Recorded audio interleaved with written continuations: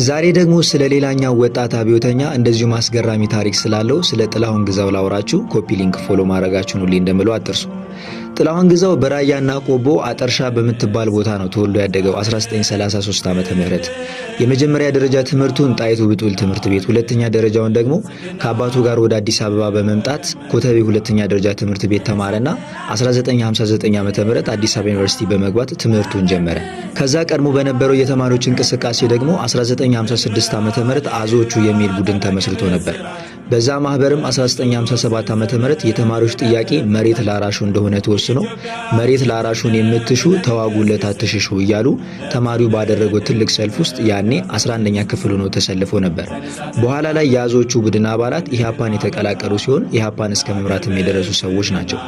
1962 ዓመተ ምህረት የአዞቹ ፕሬዝዳንት የሆነው ጥላሁን ግዛው በቆየበት አጭር ጊዜ ወጣቱን በማናገር በተለይም ደግሞ እንዲጽፉ እንዲደራጁ በማበረታታት በደንብ ይታወቅ ነበር። ታህሳስ 1962 ዓመተ ምህረት የወዲት የምትባል ፍቅረኛውን አፍንጮ በር አካባቢ እየሸኘ ሳለ ነው ታርጋ ከሌለው መኪና ውስጥ በተተኮሰ ጥይት ተገድሎ የሞተው።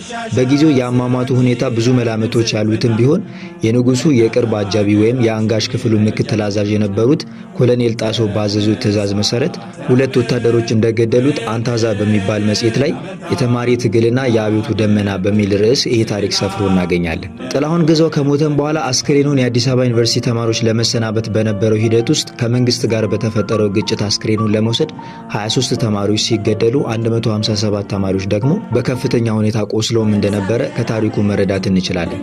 በኋላ ላይ ግን ጥላሁን ግዛው በተማሪዎች ታጅቦ የቀብር ስርዓቱ በማይጨው ከተማ ተፈጸመ ማለት ነው። ዛሬ ስለዚህ ተማሪ አብዮተኛ ታሪክ አነሳውላችሁ። ቪዲዮን ኮፒ ሊንክ ፎሎ ማድረጋችሁን ሁሌ እንደምለው አትርሱ። ይመቻችሁ።